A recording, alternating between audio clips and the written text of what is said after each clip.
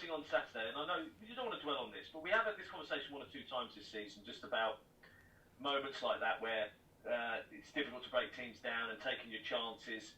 And to me, it's the one flaw that the side seem to have at the moment. The one thing that they just can't seem to break through and get right.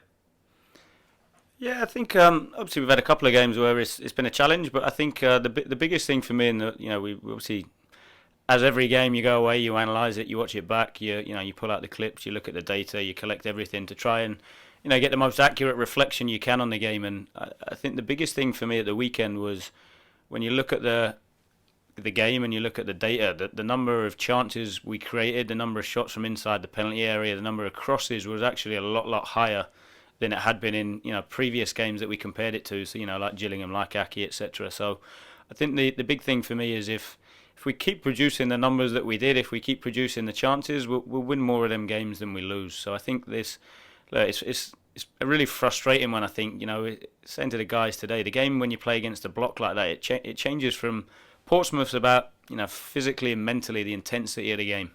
It's a completely different challenge. It becomes a mental challenge of can you maintain discipline, focus.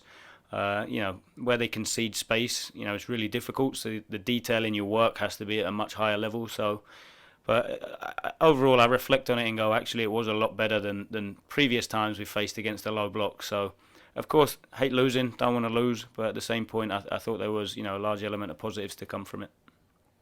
And I guess to help that entire process that you just talked about, don't concede the goal. Don't concede the goal, and the whole process becomes a little bit easier, doesn't it? Yeah, definitely. What the guys have done it a couple of times now. Done a terrific job at teams come out and Gillingham did the same thing. They start to kind of engage us higher up, but the guys go through around them or over them with so much quality that we end up forcing them back into that block. So again, it's almost a slight victim of your own success that we forced them back into the block just because of the guys' quality and build up. And there was some terrific stuff. They tried to jump a little bit. Jamie with his feet was really good.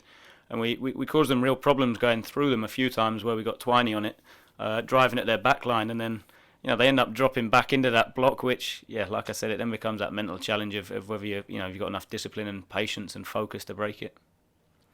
I don't think there's anything to see here, but any transfer news at all?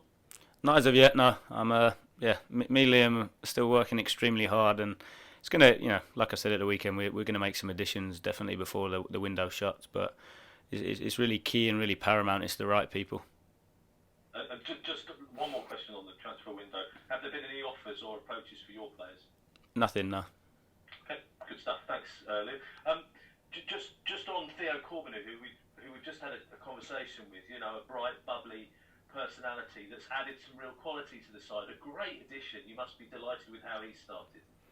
Yeah, he's had a real positive impact, I think, and I've said it a few times. He brings a different dimension to how we play and attack.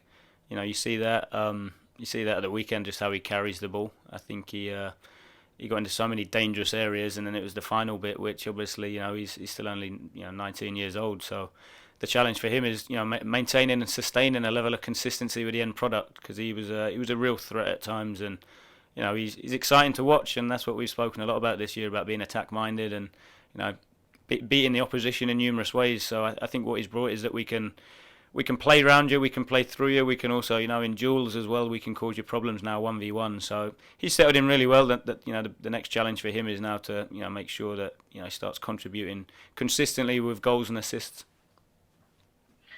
We were just chatting, off mic about some of the sides that are trying to push their way into that pack chasing for the playoffs, and Burton are one of those sides.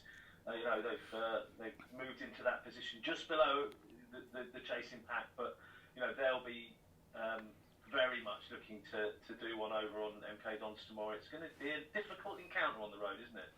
Yeah, a really difficult one. We were talking about the game we had here, how difficult it was in terms of the press that they put on.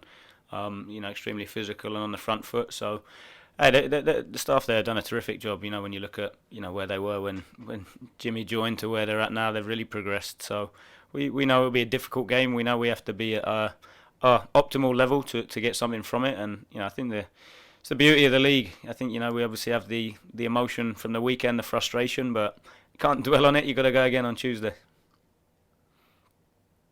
Thanks. Theo. Appreciate it. No worries. We saw a back four on Saturday. Not often that we get to see a back four in modern day football. How do you think they got on?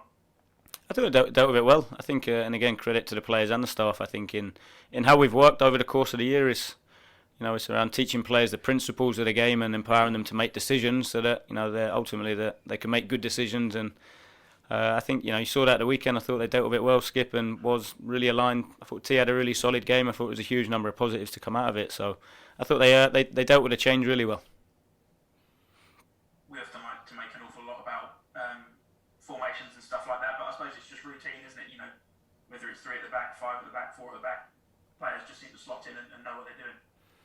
Yeah, and it comes down to challenging the players to think. I think more than anything. I think you need to ask them to use their brains so they can identify and solve problems. So, the lads know that we want to create certain things in possession. They know where we want to concede and deny space out of possession, and that for me the thing with the system is it's just the starting point. I think it's then, as you've seen with our guys this season, the fluidity, the rotations. It's of course keeping balance within the structure, but there's also an element of freedom for for players to think and adapt during it. I suppose that adaptation plays into your hands, knowing that if you do need to change things at any point during the game, you've got that in your back pocket to know that we can use up a defender almost and chuck somebody else forward. Yeah, definitely.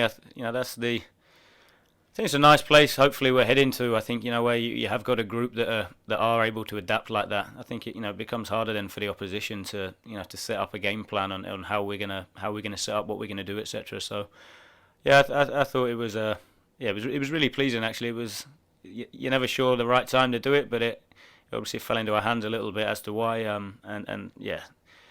Again, credit to the guys. They just get on with it. I think that's the biggest compliment I can pay the group. They're not too high, not too low, not too distracted. They literally, go out and understand that there's an element where, of course, there's a lot of talk now on philosophies and structures, and I think you have to be clear what you want it to look like. I don't think it's complete chaos and freedom. I think you have to be clear what you want it to look like and where it starts and what principles you need. But I think within that, it is ultimately a way of how do we get our 11 to be better than their 11, and that's what we challenge the guys with.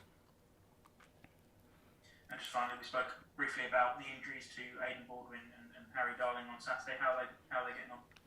Yeah, Harry's progressing well. To be fair, he's in a good spot, so he's heading in the direction. So touchwood, hope that continues. And then Aidan's going to have a scan, so we're going to go and see where Aidan's at and find out the results from that.